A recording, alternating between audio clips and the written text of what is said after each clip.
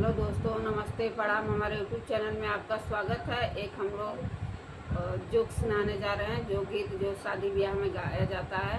गाना कैसा लगेगा लाइक करिएगा, सब्सक्राइब करिएगा, कमेंट में ज़रूर बताइएगा कि गाना कैसा लगा। नए हो तो शेयर सब्सक्राइब जरूर करिएगा और फुल वॉच करिए। एक पेड़ मादार पेड़वा फोरेला हजार, एक पेड़ मादार पेड़वा फोरेला हजार।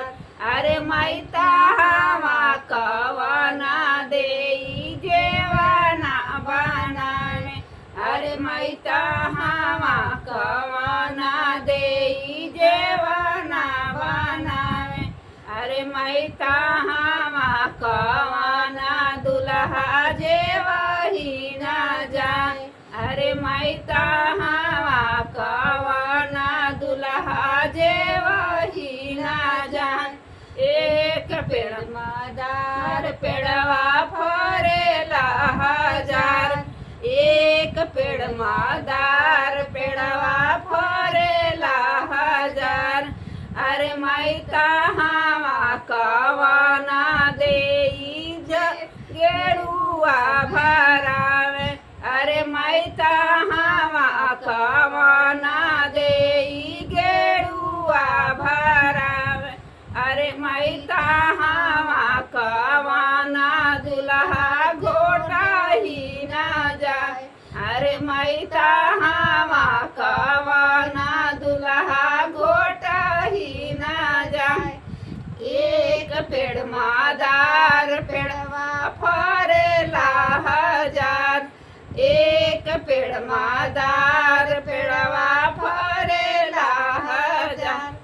अरे मैता हवा कवना देई बीरावा लगावे, अरे मैता हवा कवना देई बीरावा लगावे। अरे मैता हवा कवना दुल्हा पूछा ही न जाए, अरे मैता हवा कवना दुल्हा पूछा ही न जाए। एक पेड़ मादार पेड़वा फरेला हजार, एक पेड़ मादार पेड़वा फरेला हजार।